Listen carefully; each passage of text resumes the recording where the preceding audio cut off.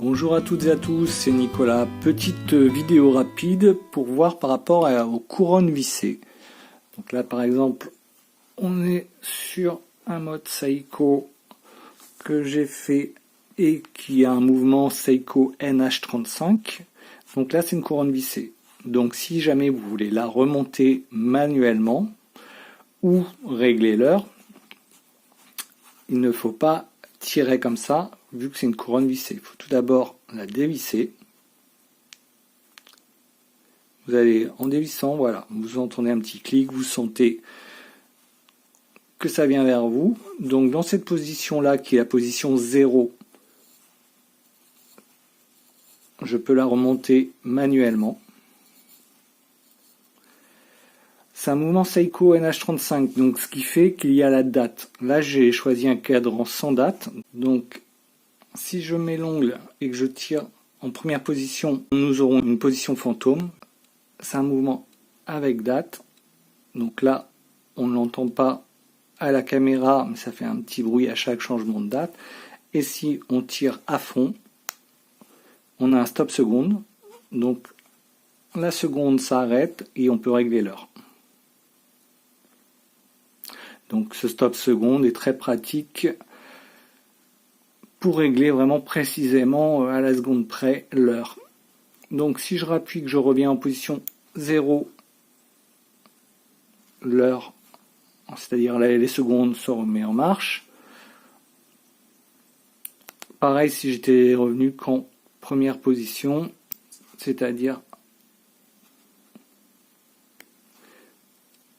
ou si jamais vous voulez changer de cadran, il y aura la date.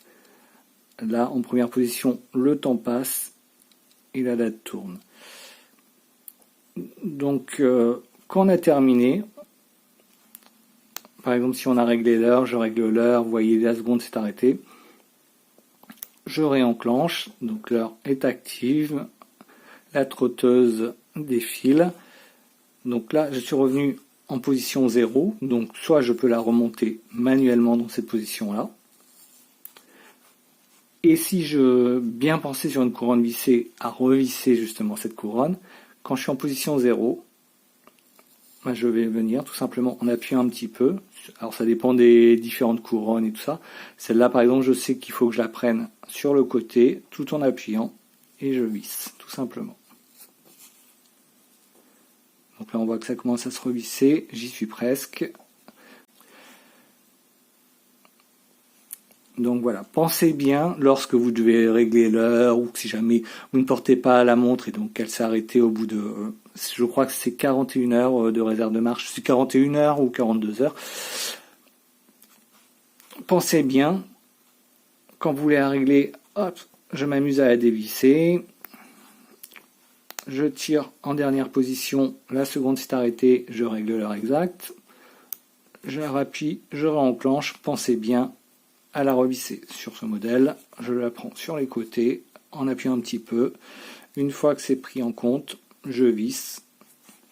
Bien sûr, sans tout casser, vous sentirez bien qu'au bout d'un moment, vous n'arriverez plus à tourner. Et là, votre montre est protégée des petites projections d'eau et à la poussière. Vu que c'est un boîtier 3 ATM, donc 30 mètres de pression, c'est-à-dire, bien sûr, vous n'irez pas 30 mètres et même, je vous conseille pas du tout, c'est pas fait pour, d'aller vous baigner ou prendre une douche. Pour faire très très simple, pour la baignade, pour la douche, je vous conseille une montre étanche à 10 bars ou 10 ATM ou 100 mètres de profondeur, ça veut dire la même chose. Voilà. À partir de 100 mètres, on peut se baigner et prendre une douche. Voilà, c'était une petite vidéo rapide pour voir la différence entre une montre avec couronne vissée et une montre à couronne non vissée. Par exemple, je peux vous montrer une autre montre. Sur celle-ci, ce sera une couronne non vissée. Donc j'ai tiré, vous voyez, la seconde s'est arrêtée.